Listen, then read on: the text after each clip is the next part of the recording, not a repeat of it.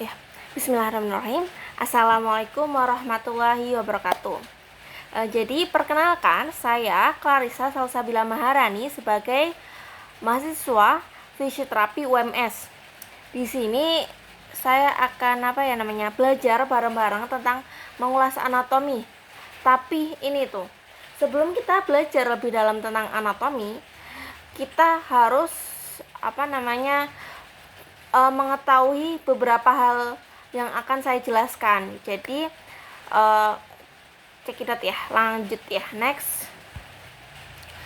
Jadi topik pembahasannya, sebelum kita mempelajari anatomi lebih dalam, kita harus tahu ini ada sistem muskuloskeletal, ada posisi anatomi, ada arah dan bidang, dan tata nama. Terus sistem muskuloskeletal, jadi ini kita harus tahu otot dan tulang. Jadi kita di anatomi itu mempelajari adanya otot dan mempelajari tulang. Nah, otot ini sebagai alat penggerak aktif yang menempel pada tulang, dan tulang ini adalah alat penggerak pasif kayak gitu, karena tulang ini yang merupakan juga otot kayak gitulah. Jadinya mereka saling berkontribusi untuk tubuh ini bergerak kayak gitu. Nah, kita harus memperhatikan posisi anatomi ini ya. Jadi posisi anatomi itu kayak gini, ini telapak tangan ini di depan kayak gini. Jadi ini adalah patokan kita ketika ingin menentukan itu gerakannya gimana sih, arahnya gimana dan sebagainya. Ini adalah patokan kita. Jadi harus diingat kalau posisi anatomi itu bagaimana kayak gitu. Karena posisi anatomi ini akan berkelanjutan ke depan, akan dibutuhkan kayak gitu, tetap akan dibutuhkan kayak gitu. Makanya posisi anatomi ini harus diingat. Kemudian ada ketutupan nih, aksis atau arah. Tadi kan ada arah dan gerak bidang, arah dan bidang gerak kayak gitu, gerak bidang itulah. Nah, aksis itu tuh ada ini, aksis ada sumbu X, sumbu Y, dan sumbu Z. Jadi sumbu X, kita tahu kan ya, ini kayak bangun ruang kayak gitulah. Tubuh kita tuh diibaratkan seperti bangun ruang. Sumbu X kayak gini, set, dan sumbu Y dari ruang itu ini, sumbu Z, set, dari depan kayak gitu. Udah paham ya? Tapi biasanya selama kemarin saya kuliah itu dosen-dosen dan yang lainnya itu menyebutnya aksisnya tuh kayak gini. Jika sumbu X itu dikenal dengan frontal. Sumbu X dikenal dengan frontal. Sumbu Y yang kayak gini ini longitudinal. Jadi ini kayak harus dipahami sih nanti. Dan sumbu ini yang dari depan gini namanya sagital kayak gitu. Diingat-ingat aja itu. Tapi kalau misalnya bingung pakainya sumbu X, Y, dan Z terlebih dahulu nggak apa-apa kayak gitu.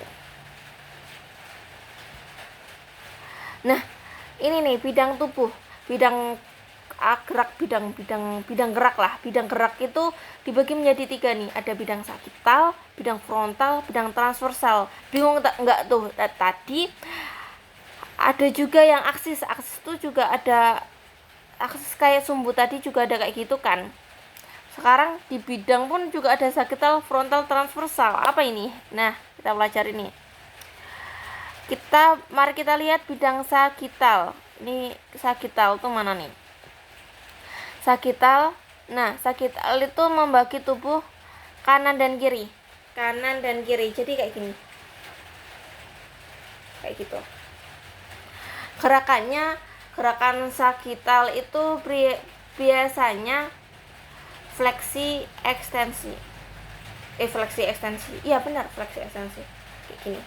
Jadi gerakan ya kayak gitu dulu lah. Nah, gerakan pokoknya nanti adalah fleksi ekstensi, gerakan kayak gitu. Gerakan fleksi ekstensi itu gimana sih? Menekuk dan meluruskan. Ya menekuk kayak gini lah. Nah, fleksi ekstensi. Nah, gerakan ini tuh nggak boleh melewati bidang kan, bidang sagital kayak gini ya. Jadi nggak boleh kayak gini. Nah, kayak gini tuh bukan gerakan bidang sagital, tapi gerakan bidang sagital itu kayak gini, cuma fleksi ekstensi. Karena dia fleksi ekstensi itu nggak melewati bidang ini loh, kayak gitu.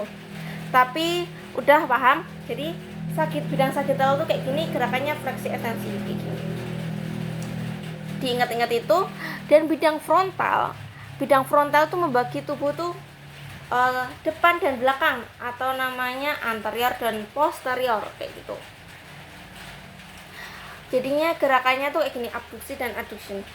Set gini kan, ini dia melewati, tadi kan bidang sagital gini ya, dia melewati sagital kan, tapi dia tidak melewati ini apa namanya frontal kayak gini, ini enggak melewati kayak gitu. Jadi emang gerakannya tuh kayak gini nih, ABD ADD kayak gitu, gerakannya kayak gitu. Paham nggak ya? Habis itu transversal itu membaginya misalnya ini ya, misalnya ini membaginya tuh ini atas dan bawah, jadinya kayak gini. Nanti tuh biasanya gerakannya tuh yang muter-muter kayak gitu. Nah, kita slide selanjutnya. Nah, kayak gini nih contohnya. Bidang sagital. Nah, nama anatominya tuh ada dextra, ada sinistra. Kalau dextra itu kanan, kalau sinistra itu kiri. Jadi emang harus dihafalin pelan-pelan ya. Itu bidang frontal itu ada dibagi menjadi ya depan sama belakang itu, atau anterior posterior. Ini udah ada tulisannya. Dan bidang transversal itu atas dan bawah tadi, apa namanya, superior dan inferior kayak gitu.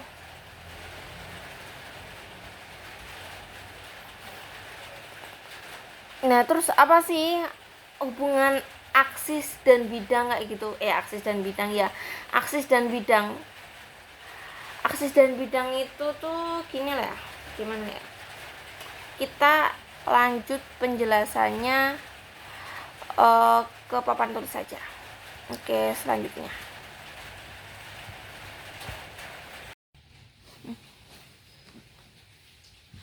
Oke, sekarang kita akan membahas aksis atau sumbu dan bidang kayak gitu. Kita akan membahas bidang terlebih dahulu. Bidang itu ada bidang sagital, frontal, dan transversal. Bidang sagital itu ibaratnya yang aku udah jelasin tadi, kalau bidang sagital tuh kanan dan kiri. Jadi posisinya bidangnya tuh kayak gini, karena membagi kanan dan kiri kayak gitu. Habis itu bidang frontal itu membagi apa, depan dan belakang. Jadi posisinya kayak gini. Dan yang terakhir ada yang ketiga itu bidang transversal, itu posisinya kayak gini, membagi atas dan bawah. Habis itu kita udah mengenal bidang nih. Sekarang kita mengenal lebih dalam tentang aksis atau sumbu.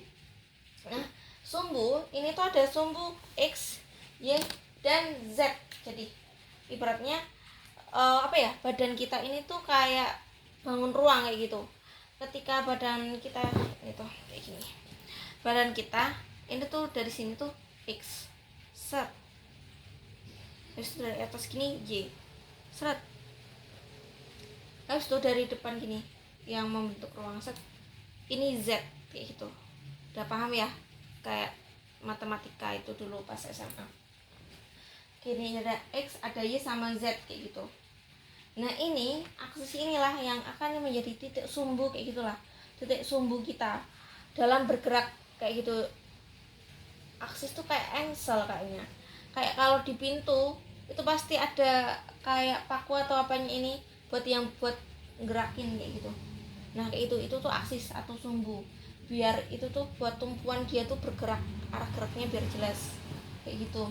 Nah, mesti agak bingung ya, gimana kalau misalnya bidang ini gerakan misalnya gerakan fleksi itu pada bidang apa dan aksisnya apa, itu bingung. Mesti kita harus kayak gini, mengetahui gerakan fleksi dan ekstensi.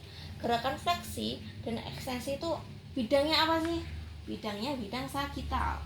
Bidang sagital yang seperti apa? Yang seperti ini.